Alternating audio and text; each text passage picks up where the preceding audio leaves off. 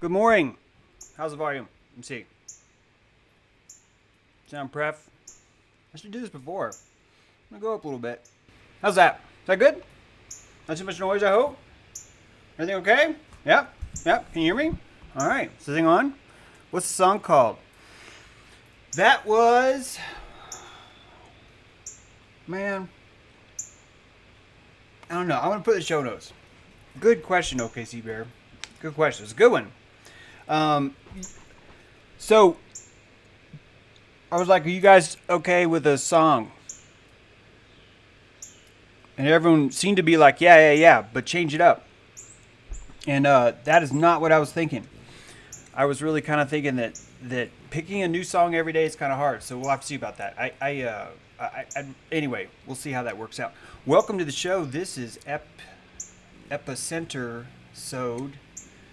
What is this episode? This is episode no frickin' idea. 139 from Eden to oh man, this is the Eden to Epiphany episode, and I've already got some super chats. Look at that. Hey guys, thanks so much for that. Thanks for being here.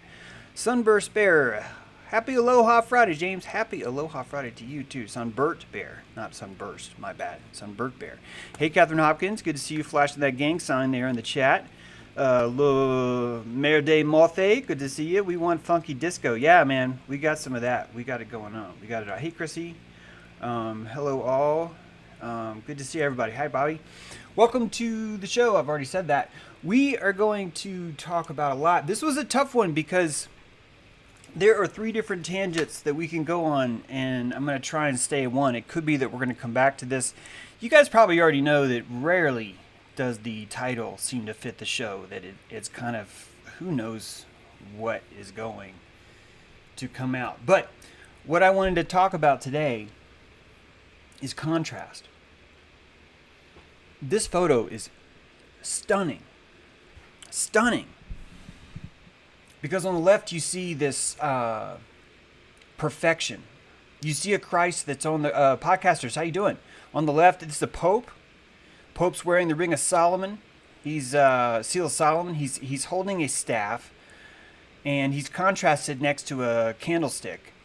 And that candlestick has a golden cross, and it's a Christ crucified in a righteous fashion. He looks very much almost noble in his pursuit of crucifixion, and he is a willing sacrifice, you would say. While the Pope is actually holding this iron staff, this melted, amalgamated staff, where even the cross itself is limping. The figure of Christ on the staff is limping. Everything about it is slumped. It's release, but it's surrender. It's complete surrender. It's such a contrast. And I'm showing this photograph, honestly, because of the pineal gland that's right there underneath. Below Christ, you see that there is a pine cone.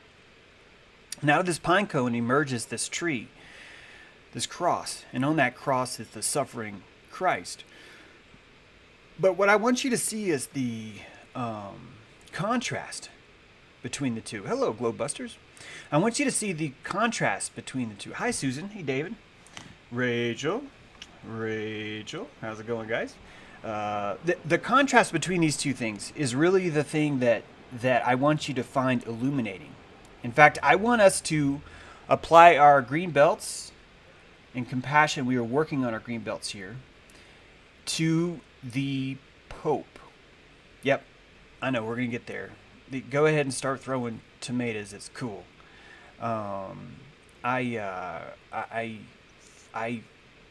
Yeah. Anyway, we'll get to the Pope, guys. But before we get there, I'd like to talk about Eden. I'd like to talk about this story. I'd like to talk about the oldest, that didn't work. Here we go. The oldest mythos that we know of. Certainly not the oldest. Believe it or not, Kronos. Kronos cutting the umbilical cord of Uranus is actually the oldest that I can find anyway. I know you can go in the whole, you know what, just forget it. Eden, the story of Eden has this same theme, right? Where man was tempted. Man was tempted and failed. Man was given a rule and he was tempted and he failed, right? And that rule was to take fruit from one tree that God said, hey man, don't fuck with that tree. God's like, hey, whatever you do, hey man, all of this is yours, and I planted a tree, and this one tree, don't ever touch it, don't ever mess with it. I planted it there.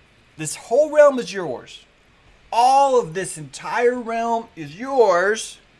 Yours. All of it's yours. All of it is yours. Except for this one thing. You can't have this liquid. And I'm going to put it right here in the middle. You can't have anything. All of this is yours. You command it, you name it, you call it, you give it words, you do whatever. You are in charge of this. This is all for you. Except for this. Do not drink this. Do not drink this. And then the story goes, we drank it and we fucked it up. Not actually the story. No. That's not even the story, because our victimhood, what I'm getting at, ladies and gentlemen, is that the story of Adam and Eve is classic victimhood. Classic. And I don't want you to reject it. No. Don't go. Hang on. You can unsubscribe and still listen. You can downvote. All of it. But you can still listen to this.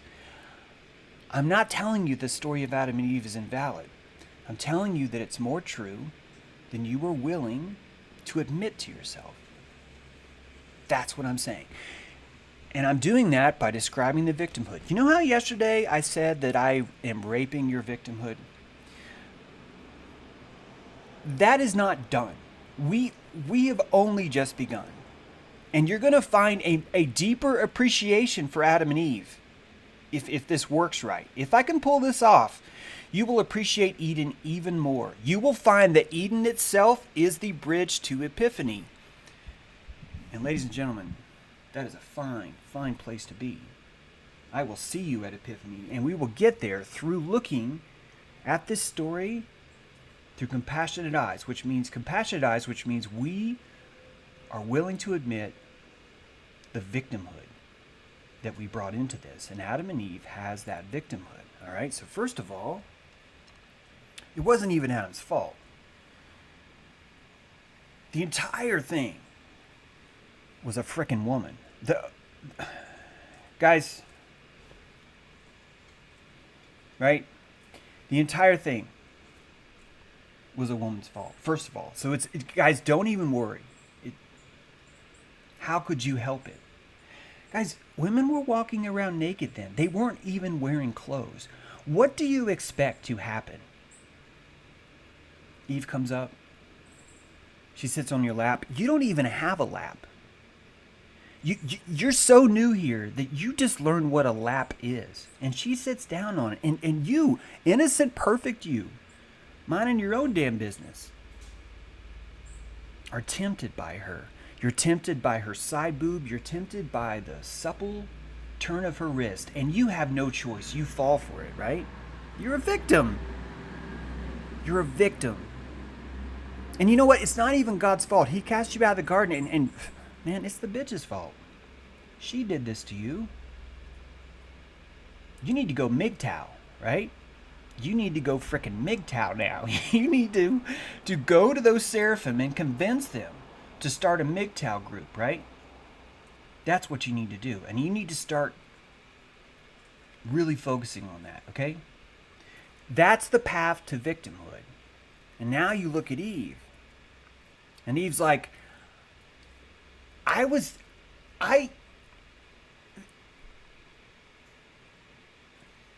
there's the snake. I was minding my own business. The snake was tempting. The snake, it was tempting. I don't want to go into why it was tempting, okay? I'd just like to move on past this, please. I had no choice. None of this had anything to do. This was not my fault. Bitches before stitches, right? Yeah, I know how it works. We don't even have to go there. We're not even going to go there. I'm trying to tell you that both sides have a victim mentality. Both of them do. And both of them give you the pleasure of something that you do not think is a pleasure. The pleasure that they give you is banishment. It's banishment. And you're like, how could I be pleasured by banishment? And it's because you do not understand the freedom and psychopathy that comes with a subscription to victimhood. You don't know how that math works. Because you've been praising victimhood this whole time. You've been given a pedestal called Vic. It's the only pedestal you have at your disposal that works in 100% of the time, anywhere in culture. No matter what you do, no matter what religion, no matter what academia, no matter what thought, no matter what cult you enter into. Well, except for the dojo. There is not room. There is room, for victimhood. There is complete room for it. And I would argue to you that the entire thing, Adam As you know, in all Kabbalist scripture, Adam was the first magician, the prime magus, the first to name the animals, the first to not prune with his lips, but to make with his lips. And that much power, that much raw power scares the shit out of you. And it should. Because you're real. You're real. And the very, very first black magic spell ever told, ever, by anyone, was spoke not by a serpent, but by a dude, a naked dude named Adam, with a chick on his lap. That was the very first lie ever told. And the very first lie is the literal definition of truth. The very first time that a lie is told, truth springs into life. It did not exist before. Before the first magician cast the first spell is a lie.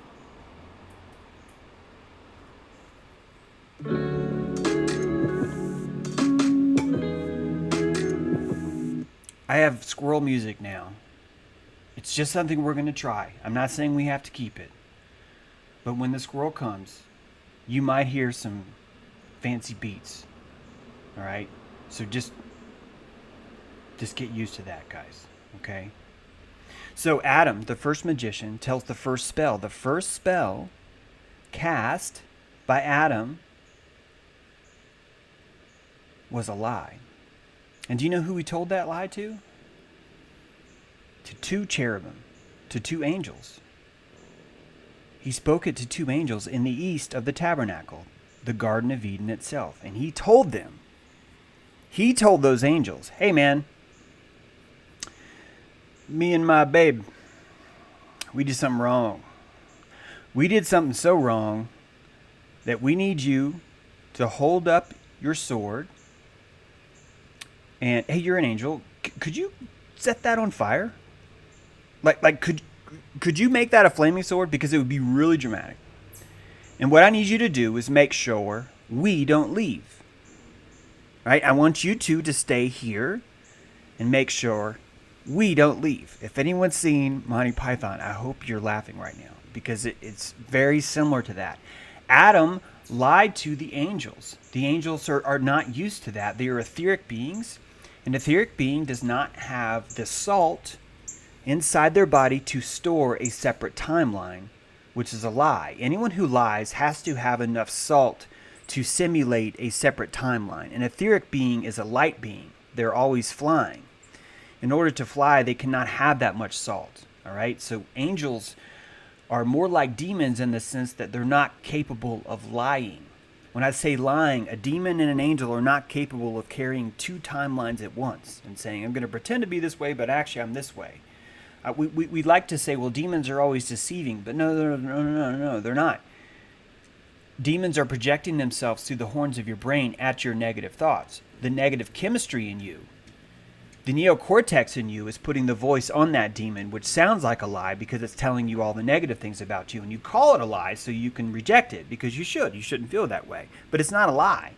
It's not like the demon secretly thinks you're great and he's telling you you're evil. He doesn't have those capabilities. I know we're getting off track, but I'm trying to explain to you what an etheric angel is. And being real, being human. Adam has salt that the angel doesn't have. Adam can walk up to that angel, even though that angel has all this amazing power and shit, and be like, dude, don't let us back in here. This is God's space, and everything outside of it is not God's space. And you are casting us out. And that's the only person in the Garden of Eden, the only person in the story at all that actually enforces that idea. It's the only one. God doesn't come down and says, hey man, I'll frickin' tase your ass if you could. No, the angels do it. The angels only do it on the east door. They only do it in the rising star. They only freaking do it in the morning star. And those two angels, those two cherubim, this is one eye and this is the other eye. This is one cherubim and this is the other cherubim. And you've been cast out of the Garden of Eden so that you can only see through the two cherubim that are beside you. And the reason why you're cast out of the garden is because you've decided that the best way you can fulfill your free will, the best way you can explore your free will, is by being banished by God. When you were banished by God, that means God is ignoring you. When you are banished by God, it means God has turned his back to you and is no longer looking. When God is not looking at you, you have privacy. You can scratch your nuts. You can pick your nose. You can scratch your underarm hair. You can pluck the long hairs out of your nose, and while your ears, you have nothing to worry about. You have created a shellac bubble around you, and it's built off victimhood. And the reason why Adam and Eve feel shame, they cover up, is because they're covering God's camera. Now I can do whatever I want. You can't see what I'm doing. And I'm going to tell you, you're the one that cast me out. So it's not my fault. I have no choice but to deprave myself and to do bad things because you cast me out. And since you cast me out, I now get to use excuses because I've been demonized. And since I've been demonized and cast out, I now live in an evil world, which means I get to go around being evil too. Why do I get to be evil? Because as long as I can prove that I've been victimized, I get to lash out and fight back. Because no one can see me. And then the frickin' corona happens, and then you're like, holy fuck, did you hear all that? And you can't find, that's my victim voice, Jim. I have to do that. You can't find the truth in that because it's too shameful. It's too embarrassing. That story, to know that you would do that, to know you would be that much of a bitch, brings shame to you. It makes you uncomfortable. It bothers you so much that you reject it and you're looking for anything else at all. Anything else at all you can do. You're desperately, desperately begging for because you don't want it to be that. Because if it turns out this whole time that God didn't cast you out, that you turned your back to God, it means God's been watching you the whole time.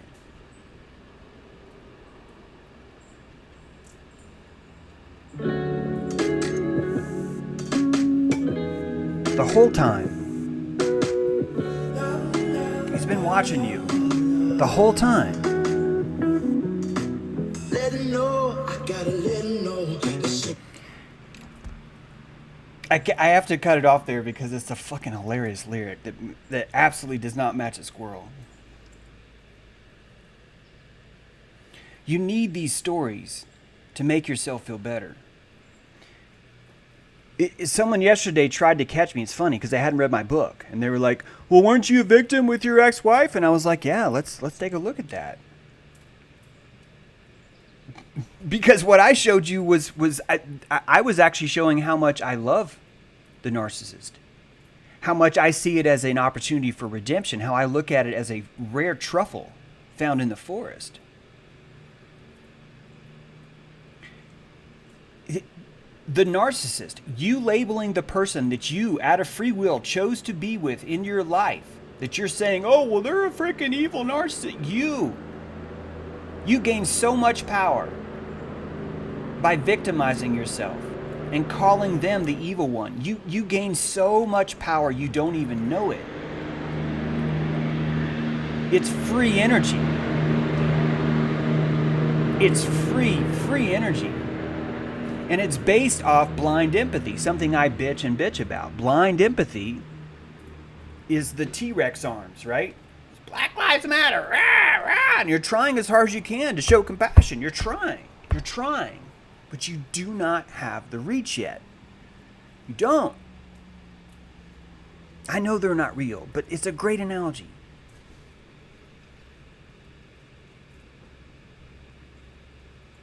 That's why we live in a world of lies. That's why there's no commandment that says thou shalt not lie. And don't get me started on, no, it's bear false witness. No. To bear is to give something to someone else. There's no commandment that says thou shalt not lie to yourself. There's not. There's not. And if it was to say thou shalt not lie to yourself, bearing false witness would be that. It would cover all of that. There's a specific reason why that's not in the commandment. You need lies.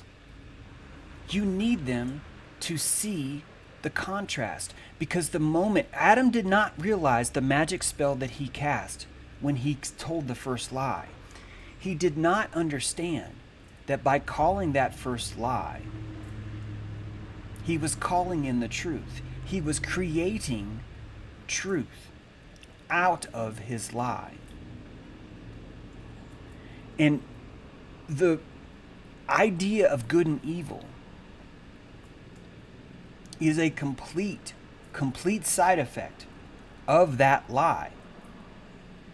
It would be impossible for Adam to gain or understand anything had he not had that trauma.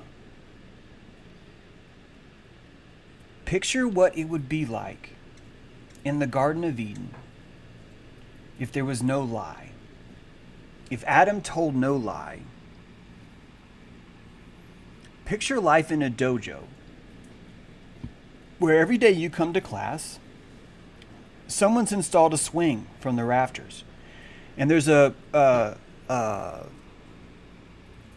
opportunity to swing in the swing, and there's 72 virgins there, and they're there to train your pleasure centers the entire time.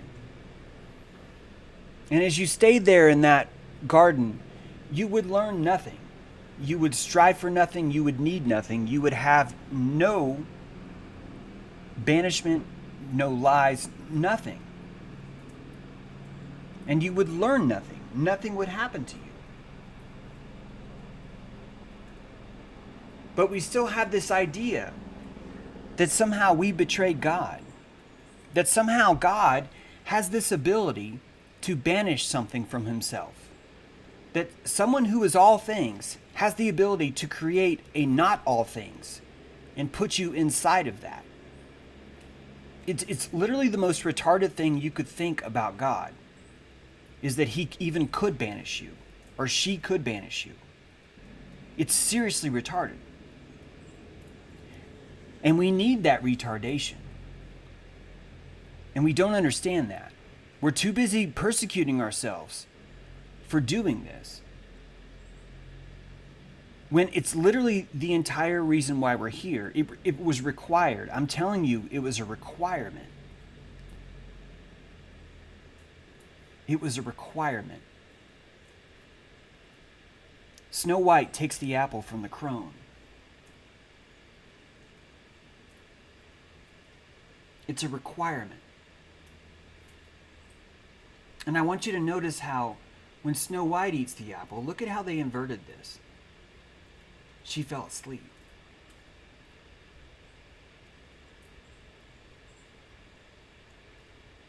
It's a big twist, isn't it? You see Lilith. Lilith is right there. Right? That's Lilith. Lilith telling Eve. And we don't even see it. We still can't see that yet. And the reason why we can't is because we need that for victimhood. Victimhood.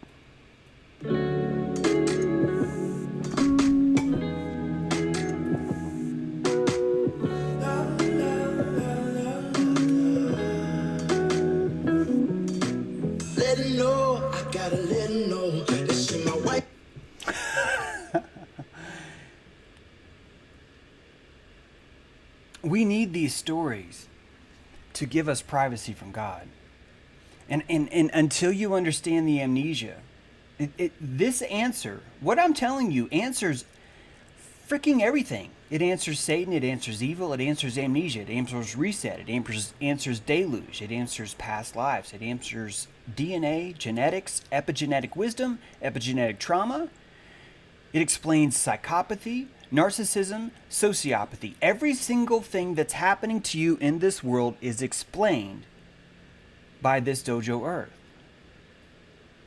It's all there. There's not one chunk that's missing, and there's not one part of this story that requires you to be a fucking asshole. None of it. We don't have to have a humble trophy. We don't have to walk around comparing our victimhood to each other. We can stand the fuck up and look and realize, holy shit, James. It's exactly what we needed to do. How can God learn of itself if it doesn't feel that it's not of God? How else will it find itself back home if it's not cast away from home? How can you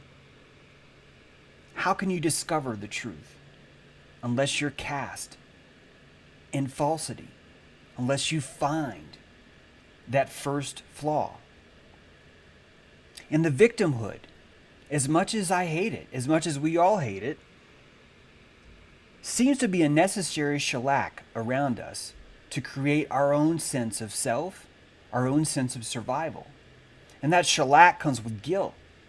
It comes with shame. And what do we do when we have shame and guilt? We cover that up, which is why Adam and Eve, when they partake of the fruit, they covered themselves up, because the fruit was the lie.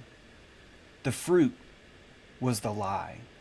And this is going to freak you guys out, not all of you, but it's going to freak a lot of you out. Because I'm telling you that the reason why God put the tree right in the fucking center is because he wanted you to lie about eating it. He wanted that to happen. If it didn't happen, you would never have had the balls to reach out and begin your journey here. In fact, the reason why I keep defending Prometheus is because you were Prometheus before you got here. That you chose to enter the Stargate. Someone showed you the Stargate and said, if you go through there, you will have no idea who you are. And I hope you find your way back. And you look at them and you're like, let's do it. And you close your visor and you're like, let's go. And you emerge from the Stargate in a lie. And you need an environment around you that makes that lie that much more fascinating, that much more compelling. And we need to get this idea through our thick skulls that they are not doing this to us. We are buying the most appealing reason on the market to allow us to do this to each other. And seeing that truth means that you now have to accept your role as a victim. And you don't want to do that because it makes you feel like a bitch. And before yesterday, you enjoyed feeling like a bitch until someone came and fucking raped you. They raped that victimhood.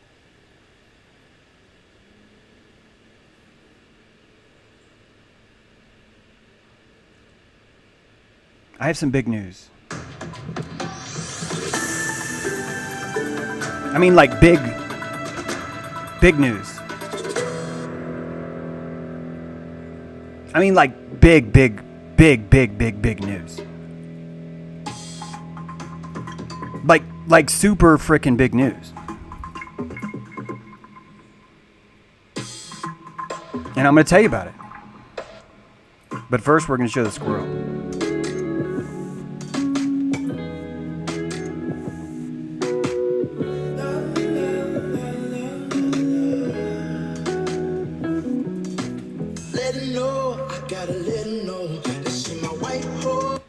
Oh, they got out. Okay, here's the big news.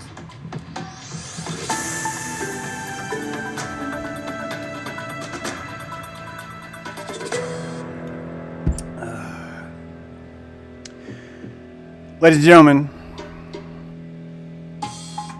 I'm going to be at Flattoberfest. I'd like to thank Lowbusters for giving a shout out for me. I'd like to thank Karen B for accepting my proposal. October 24th, 2020.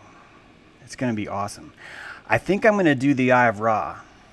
I think I'm going to unleash the Eye of Ra in a presentation. I think I'm going to do a fog machine. I actually think that there's a legitimate part to my presentation that would involve a fog machine. I have not spoken to anyone that would give me permission for this yet, so do not hold me to that. But it will be in Greenville, South Carolina on October 24th, and I really, really hope you guys come. As some of you know, some of the older fans, I was really looking forward to doing a presentation in Acapulco. But they physically wanted me to pay for my trip, and I just wasn't, I couldn't afford that. There's just no way, especially back then.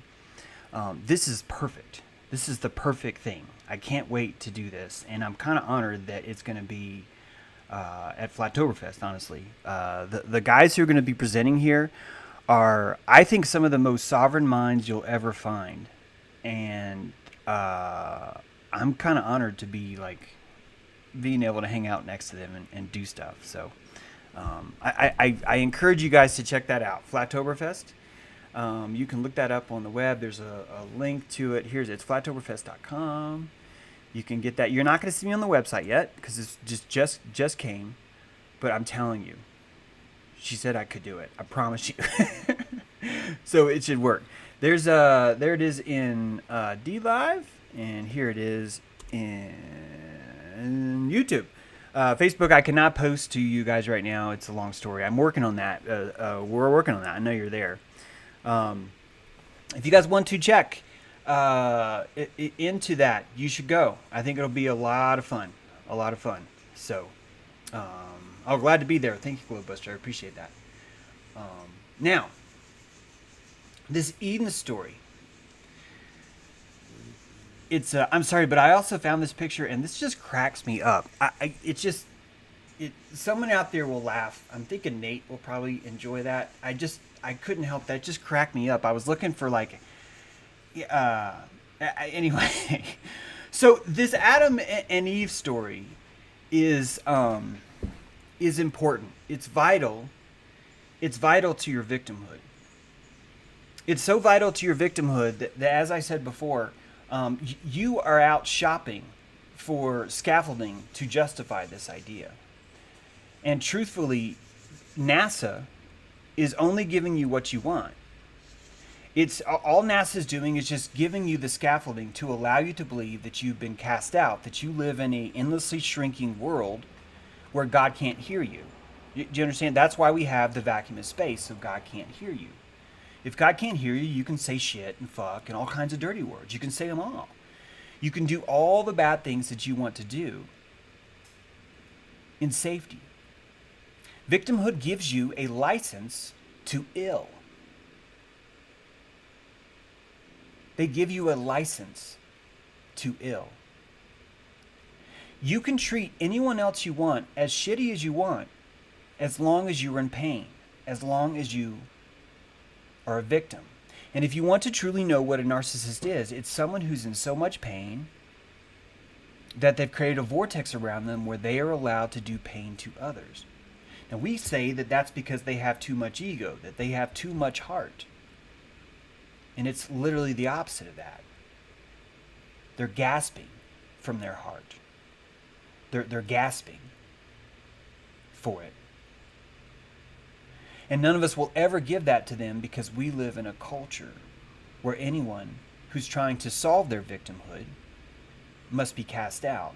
And the narcissist is trying to solve their victimhood. The reason why you get gaslit is because they're begging for you to praise them. They're begging for you to praise them. And you're not going to praise them because you're like, I don't go around just giving praise and fuck you, you're mean and you're rude. What they're doing is they're coming up to you like a beggar and they're saying, can you please praise me?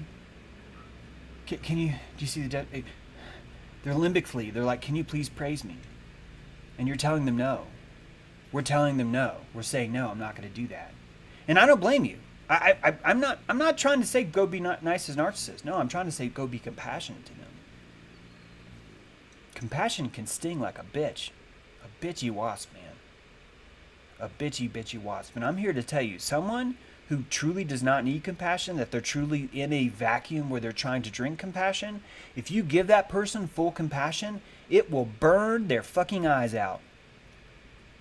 They will start to vomit. The taste in their mouth will make their tongue boil when you give them true compassion. We don't give true compassion. We give blind empathy. And because it's blind, the narcissist is able to transmute that because it's not sincere anyway.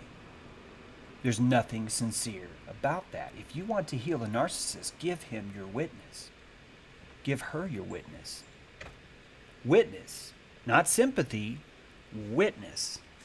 Very, very different thing, right? Are you going to get this? Are you?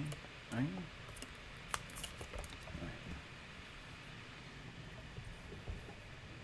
Consent, witness, compassion. Compassion especially. Compassion isn't, oh, let me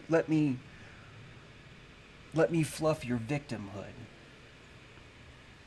Let me service that. No. Now, compassion looks like a fucking board to the face sometimes. It looks like a cream pie. Right there. It looks like that. That's why most people don't want compassion.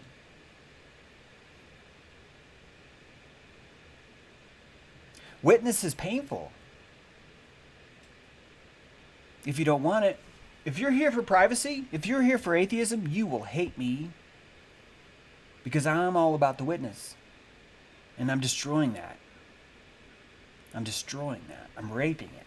I'm raping that victimhood because I'm showing you this is what it's like. And that's why most people can't handle me. Not like in person like that. It's only certain doses. I can't tell you how many times I've heard, I can take you in doses.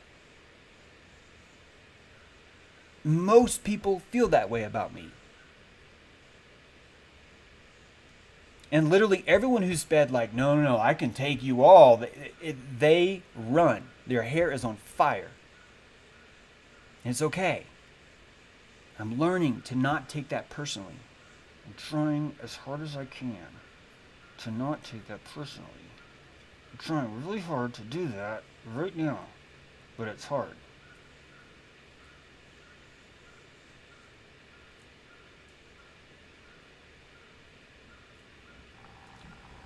Who did this? Sorry, it's flipping. It always flips. Hang on a second. Who did this? Who? One of you? Who did this? I want to know, chat. Speak up. Who did this? Who sent curly straws? Anonymous curly straws? This is freaking awesome. I got curly straws in it, and I know who did it.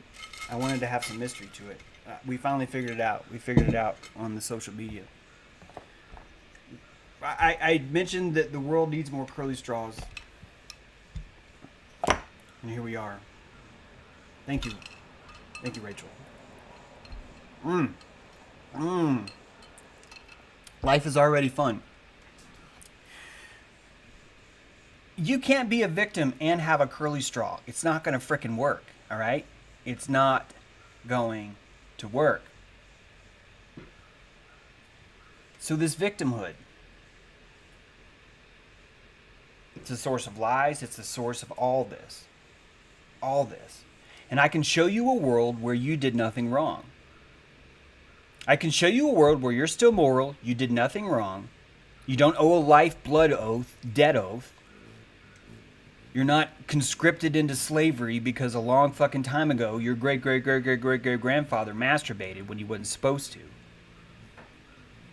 He might have done that. And you might be carrying certainly some of that trauma. Who knows? But this idea that God's like going, I can't believe you're doing this. What? Why? You ate the tree. Yeah, I fucking looked for 10 minutes and you ate the tree. It's an affront to God. You're literally bitch slapping him. You're asking him to be your persecutor. You're saying God is a narcissist. He fucking gaslit me. He put me in the garden and promised me all this shit. He let me name stuff. Like unicorns and stuff. It was awesome. Like chicks running around naked. It's freaking awesome. And then he tempted me. And he caused this to happen. And then he cast me out. Then I was out. Then I was out on the cold. And that victimhood gave you that ability. You can treat anyone like shit now. Victims can treat anyone like shit. I've done it. I do it. I do it.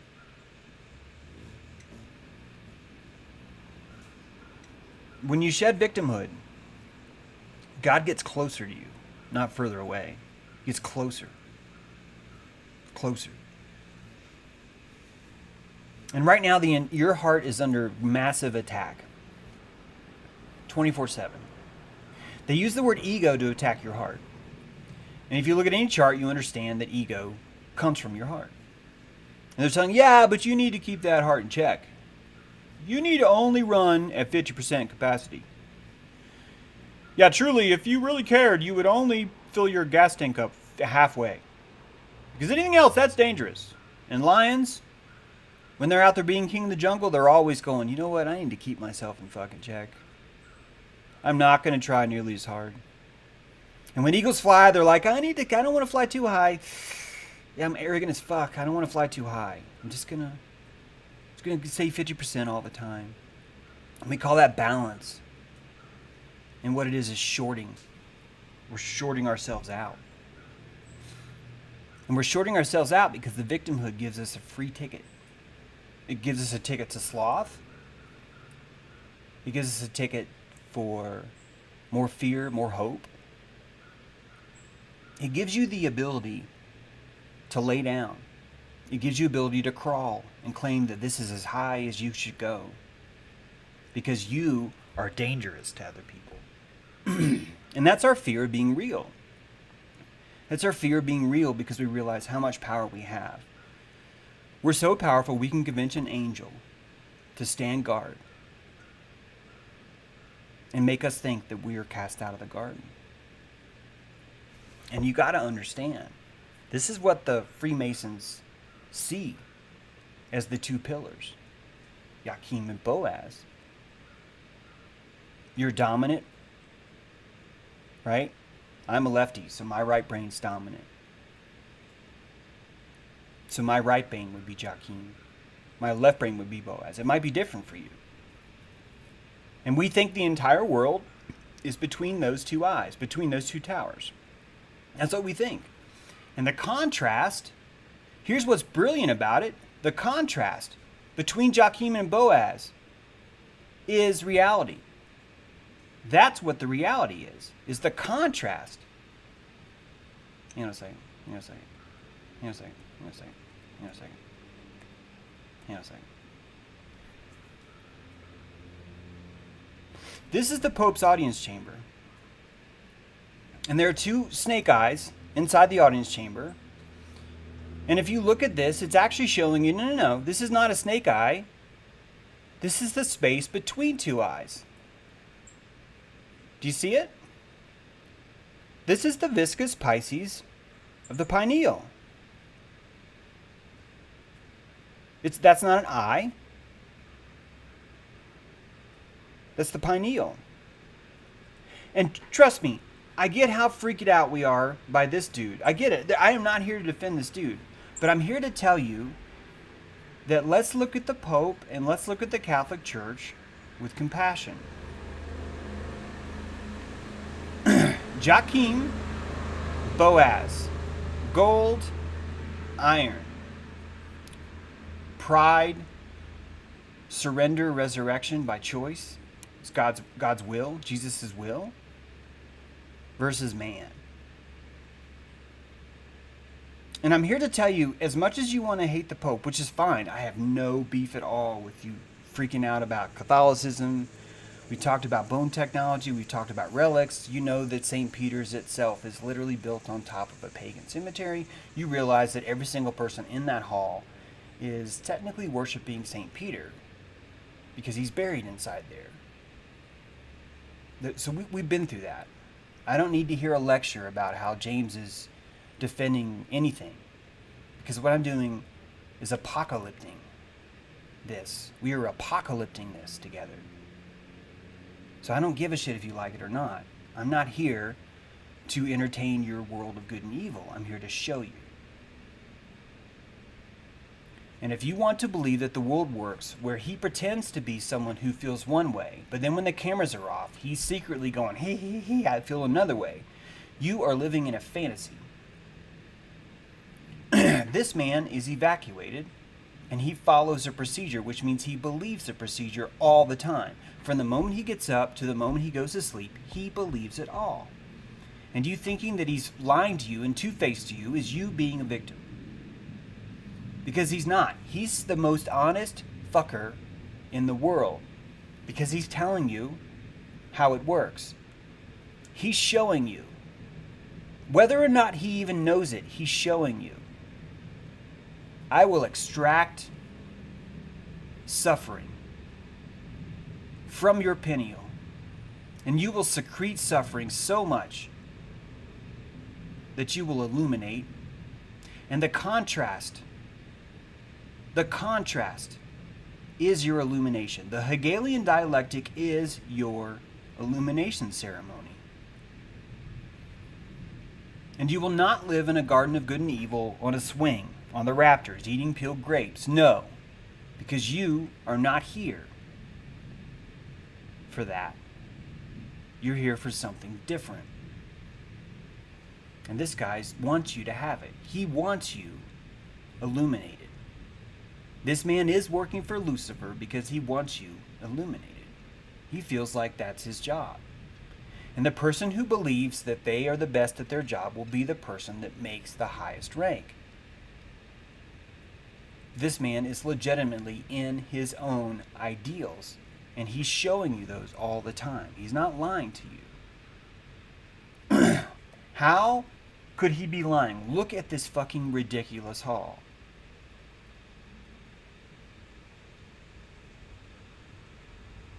And we say hiding in plain sight. It's not hiding. This is not hiding. And I know you've got to be like, well, wait a minute, he's worshiping the snake. He's worshiping the snake. And I'm here to tell you, he's not worshiping the snake. You are. All the Pope did was put up the structure that appeals to the most people in the food court at the time. And I'm here to tell you that the reason why you don't know this is because you think people live their lives through their neocortex. You think that people use their thoughts to guide their lives, and they don't. That what he's doing is appealing to the reptilian inside of you in plain daylight. He does not think the reptile's evil. He thinks it's venerated. He believes that the serpent tempting Eve is exactly what needed to happen. He believes that that is God's will. That God himself is speaking through the serpent. That God himself is speaking through Adam. That God himself is speaking through Eve, because God cannot banish anything. And that what you're looking at is the fractal of God. The first archetype, the first lie that's required to give you surface tension. Surface tension. There is a pool of mercury. And God is underneath, and he is flicking you up. And these little balls of mercury, as they fly up in the air, they are becoming fused with surface tension. They become a liquid drop, and that drop is you. And you reflect everything outside you. The mercury cannot see inside itself. It creates that lie that I've been banished inside this drop. It creates that lie that I may now see the world from a place of banishment, amnesia, and complete abyss. And your fear of the abyss is what's causing all the strife. God trusts you with that abyss. God knows you need that abyss. God trusts the fuck out of you, and you don't. Because if you did, you'd have to start holding yourself accountable for lying about how you want to be a victim. I don't want to be a victim. And you do. We all do. And this isn't a venom that stings. Victimhood doesn't sting. Victimhood feels so good. It feels so good.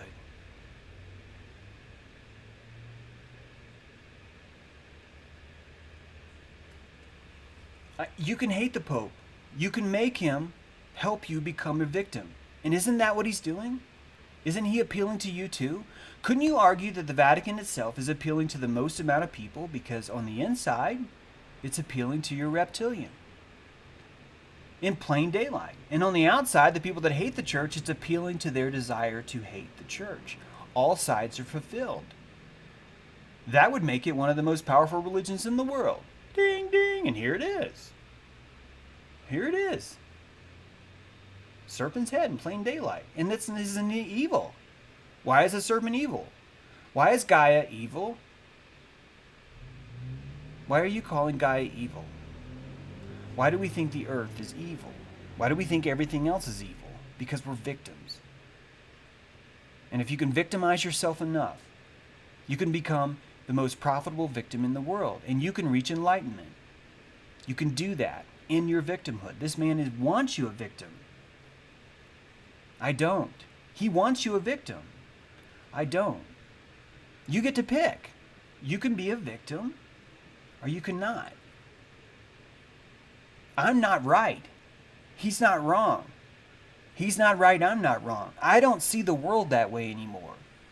When someone tells me I'm wrong, I realize I'm talking to a retarded person because what they should be saying is, I don't understand. That's what they should be saying, is I don't understand. And that's compassion's green belt. And when you have compassion's green belt, you don't have to pretend that someone is two-faced. You don't have to pretend someone's evil. You don't have to pretend that someone has this secret plot and they're doing one thing, but they're doing another. Yes, you will find people like that, but more often you will find that there's hardly anyone ever like that. Ever. And usually when it is, and you think you found someone, all it requires is more compassion, and then you understand, actually they were trying to follow their own morality. They were trying to do what was best for them. Thousands of people asked the Pope to kiss their finger, to kiss their hand. Thousands of people asked to kiss the finger of the Pope, to kiss his shoes. These people are looking for a shepherd. And they're looking for someone to tempt their inner snake, to tempt the victim in them and give it the flavor that it wants. All the Pope is doing is setting up a booth in the food court. And all we're doing is pretending that they're the ones that are forcing us to eat. And they're never doing that. Never. We want that. We want that. And it shows you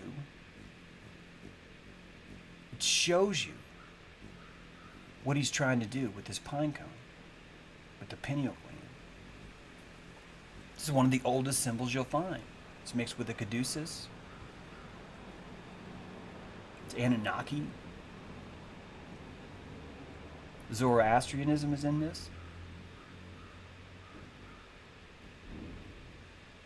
Two worlds. Two worlds. One pineal. Outside the Vatican, the king's birds. The king's birds. Showing you the crown of consciousness. Staff of Osiris.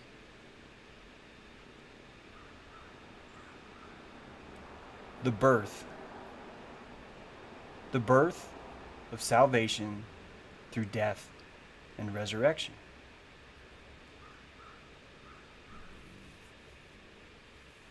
What if Western medicine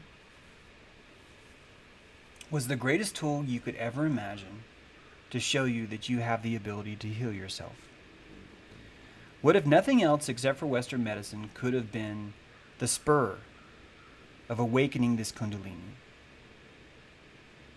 And that if you didn't live in a world where they're sticking you with 72, 73 vaccines, none of us would spend the time or calories to find this subtle energy inside of us, to stop making fun of it long enough to even have a discussion, right? Right? You can't even bring this stuff up with some people. And that only through trauma, only through lies, only through injecting you with oil, petroleum products, were we finally able to wake up and start to see what's going on. The reason why the Pope is appealing to the snake is because he's appealing to the sympathetic nervous system. He's appealing to the keel of you, the lowest parts, the parts that don't have a voice, that don't yell in your head. And we've been covering this in the dojo a lot more deeply. But your limbic system, it's that reptile. And we hate that reptile so much, we've assigned it billions and billions of light years away to a planet called Zeta Reticuli. And we've said our inner reptile lives there. That's how much we're afraid of it. We've pushed it as far away as we possibly can in this world. And that inner reptile is talking to you right now. It's talking to you before your neocortex can even think about what to say. But because you hate it, because you fear it, because you victimize it, because of whatever else, you're not listening to it. And when you're not listening to it, it's going to come out in other ways. Urges. And that evacuation, you're evacuating that reptile. You're evacuating your keel. And that is the mechanism of God. That allows God to autopilot you and steer you straight into psychopathy. And that's what happens. You are in that realm now.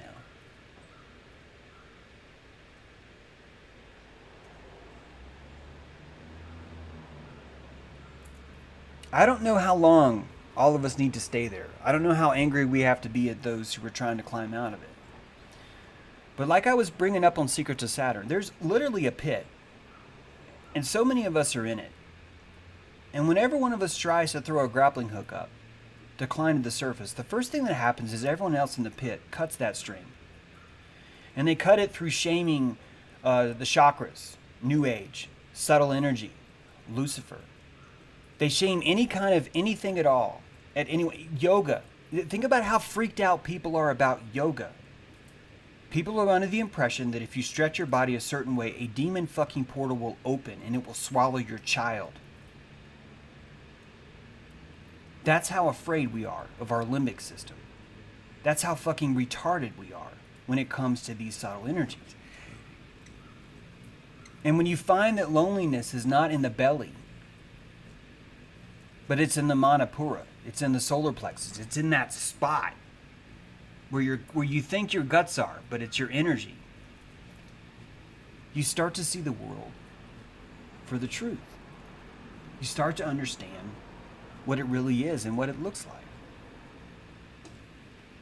You're living in a world that's on full volume, right? All the way up to 11, and you're trying to listen to subtle energy that's playing at 2. At volume 2. And it's going to take you some time to tune out all that shit and start to listen in.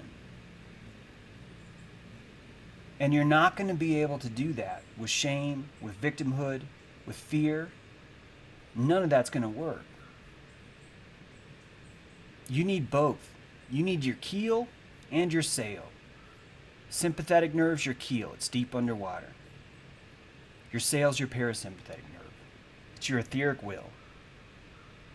You need both. You are both. Most of us don't know that. Most of us don't want to know that. It's too much responsibility. We'd rather pretend that fate itself decides where our boat goes. That all we can do is get some wind every now and then. And we'll keep doing this until we're ready for it.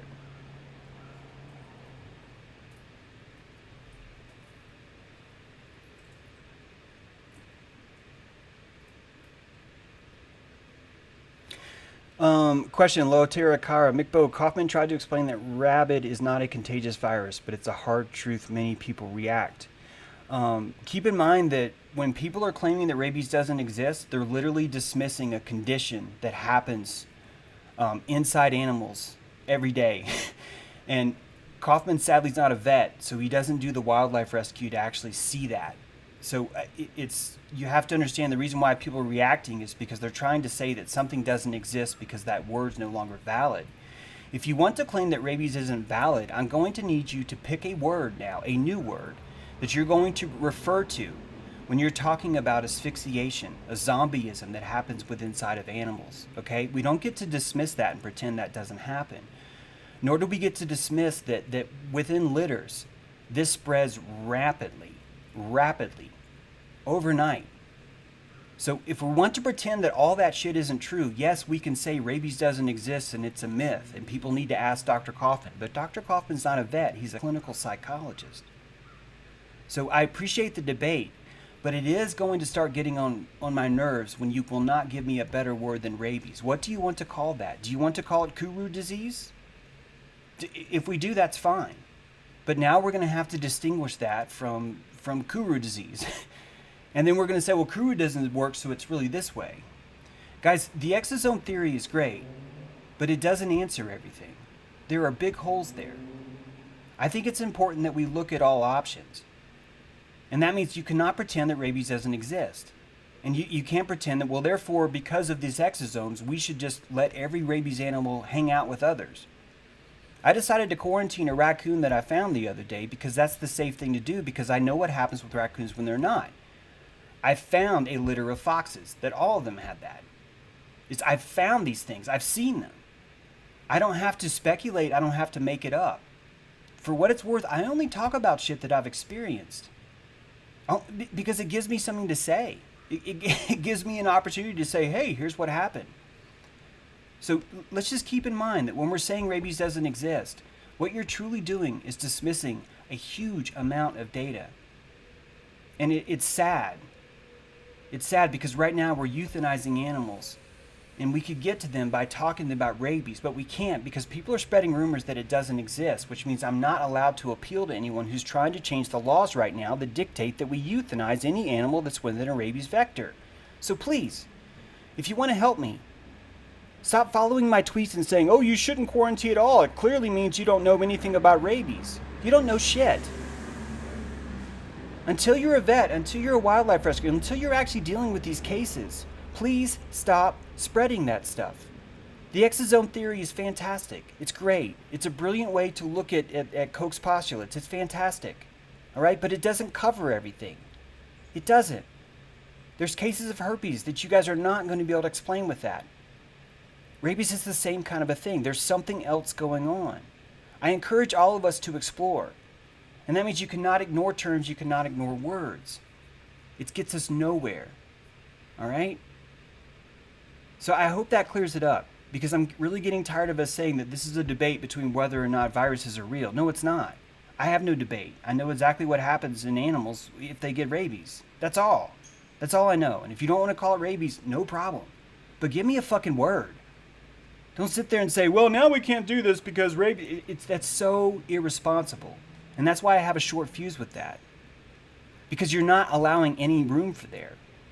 You're not. And you're telling me now, oh, well, you should go explore German new medicine. No, you should.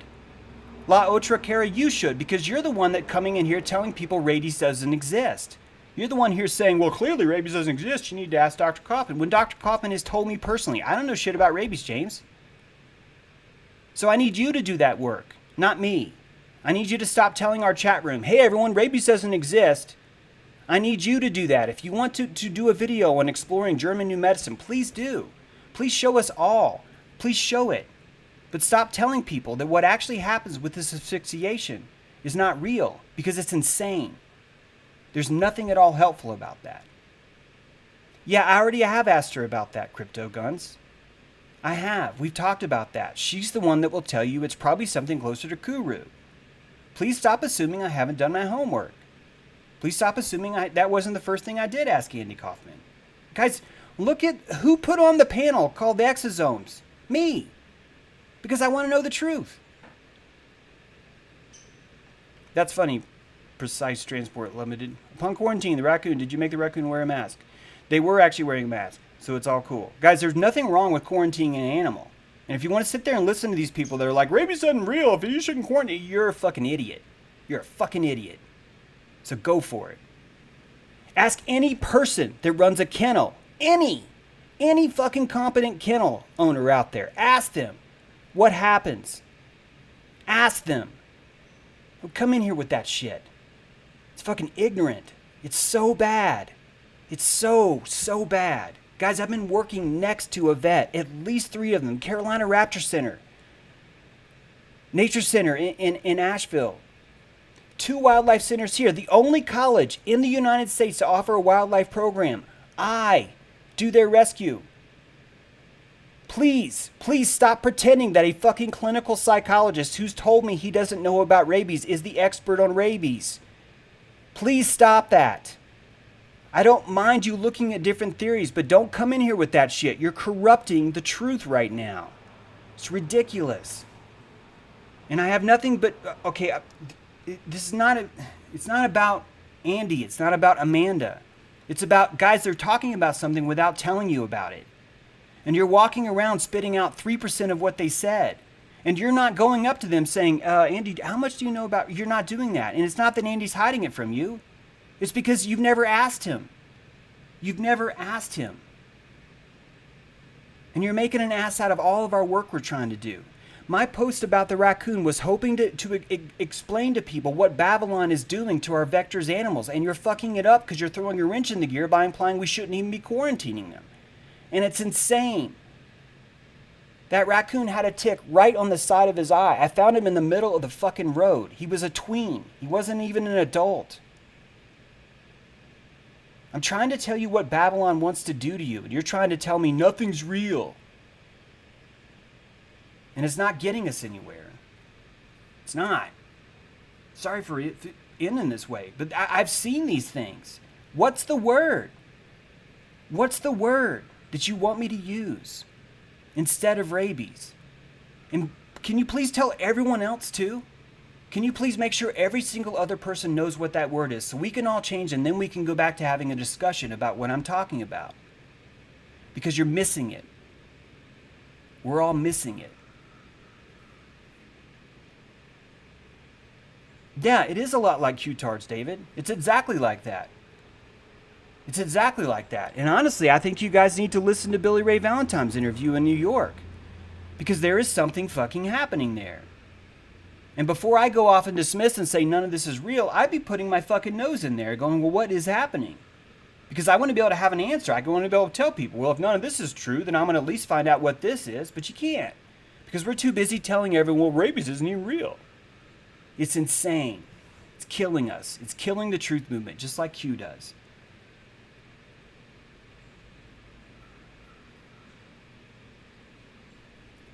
This is not how I wanted to end the show.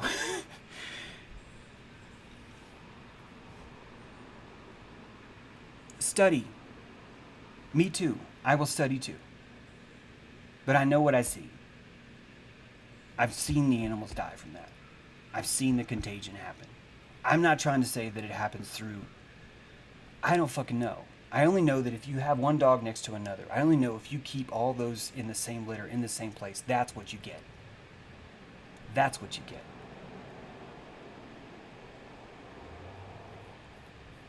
No, we've never ever argued about inoculation, Sun Cook Bear, just so you know. Never, none of us have even discussed that. I believe that the one thing that Andy says is the rabies vaccine is invalid. And I think he's got some good data on that. And he's also will tell you, I do not know how that works. He will tell you both. He will tell you both. And to pretend like that now we're talking about the vaccine itself really misses the point. It really does. Because I'm telling you what literally happens in the world. I'm not telling you the speculation that I have after watching a German program about this and relating it to this and then taking this out and saying, therefore, none of this is real. I don't do that. I don't do that. Wow, that's fascinating, D program. 33 vertebrae, 3 aspects within the skull, made of 22 bones, mind, body, soul, 322.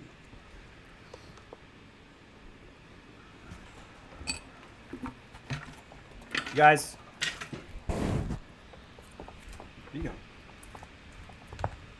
You know that one? That's my finger.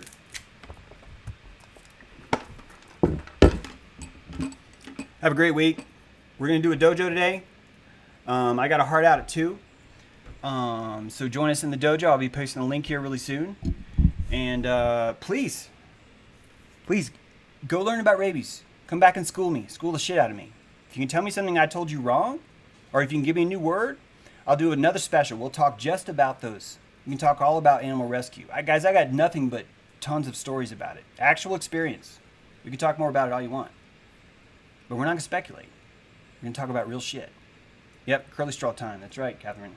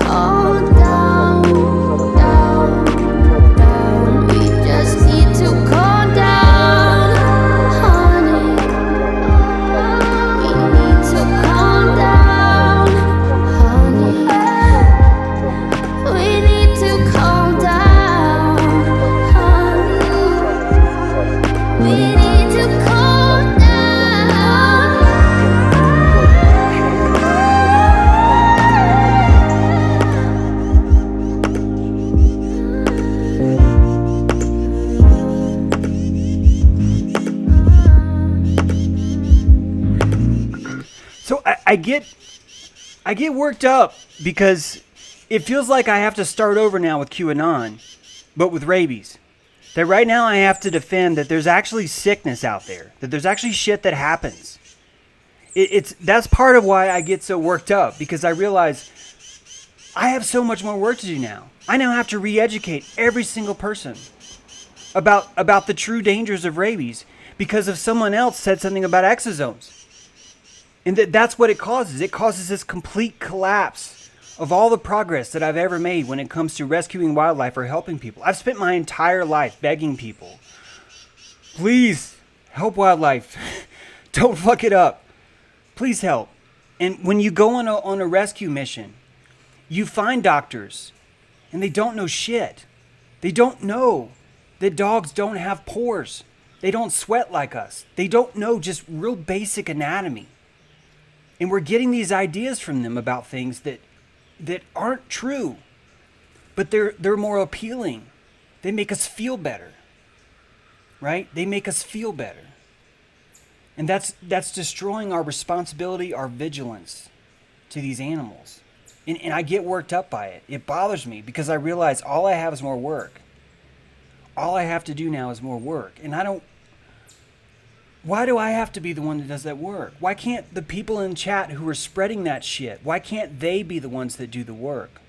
Why is it always that I need to go and find that out and then come back and then fix all the bullshit that they just told people?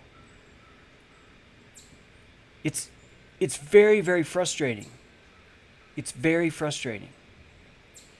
And I'm sorry for being so rude about it. I hope you guys have a beautiful Friday and a beautiful weekend. I do.